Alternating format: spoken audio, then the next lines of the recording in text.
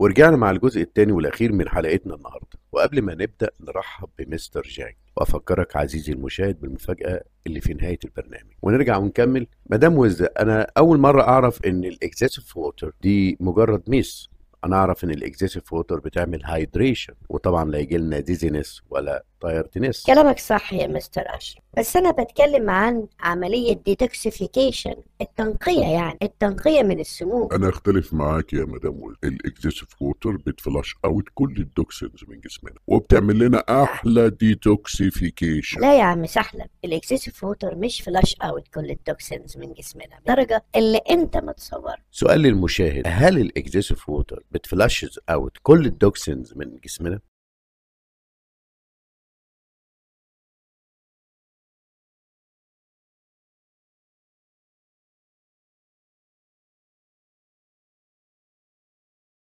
مدام وزة بتقول ان الاكسسيف ووتر مش فلاش اوت كل التوكسينز من جسمنا. ممكن نعرف السبب يا مدام وزة؟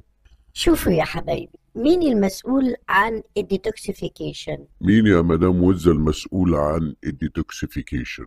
المسؤول عن الديتوكسيفيكيشن هم الليفر والكيدنيز. ليفر يعني الكبد، ليفر، اما الكيدنيز يعني الكلى، كيدنيز. فعلا انا اعرف ان الليفر والكيدنيز هم المسؤولين عن الديتوكسيفيكيشن، التنقية. الليفر والكيدنيز المسؤولين عن الديتوكسيفيكيشن. ايوه يا عم سحلب، الليفر والكيدنيز هم المسؤولين عن الديتوكسيفيكيشن، وهم اللي بيفلاش اوت كل التوكسينز من جسمنا. رأيك ايه يا مستر جاك؟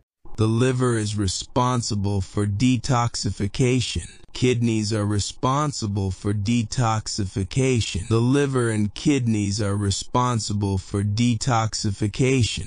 انا كنت فاكر ان الاكسسيف ووتر بتفلاش اوت كل التوكسينز من جسمنا، وان الاكسسيف ووتر هي المسؤولة عن الديتوكسيفيكيشن. المية المعقولة ممكن، لأنها بتساعد الليفر والكيدنيز، مش الإكسسيف ووتر في حد ذاته. وكمان الرايت أماونت أوف ووتر، الكمية المعقولة من المية، بتعمل هايدريشن، يعني لا يجينا دراي ماوس ولا نحس بتايردنس ولا ديزينس. سؤال للمشاهد، بعد ما عرفنا الميس دي، هل لسه مقتنع ان الاكسسيف ووتر بتفلاش اوت كل التوكسينز من جسمنا؟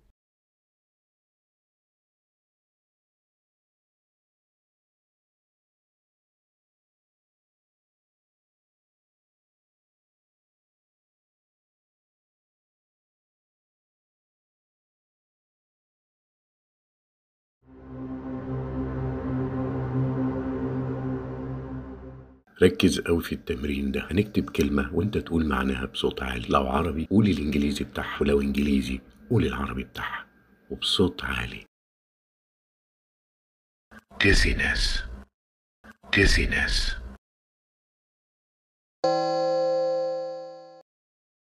toxins, toxins.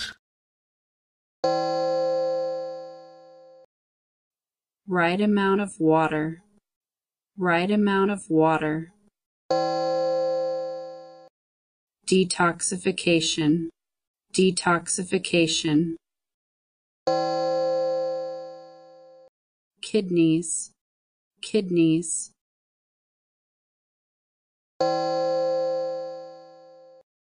Liver. Liver.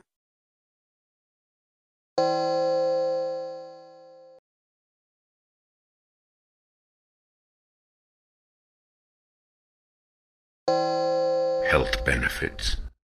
Dehydration, dehydration.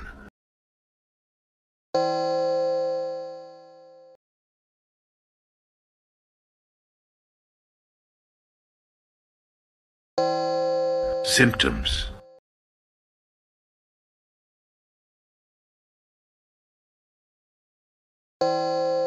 Tiredness. Excessive water. Excessive water.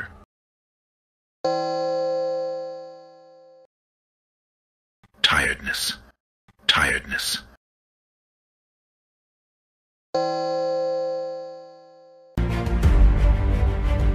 You're in the right place to learn English.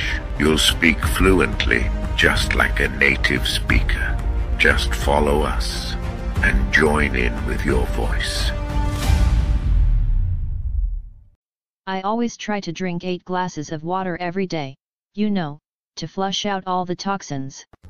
That's a common myth. Really? But everyone says water detoxes the body. Well, drinking enough water is important, of course, but your liver and kidneys are responsible for detoxification. Oh wow. So excessive water doesn't actually detoxify the body.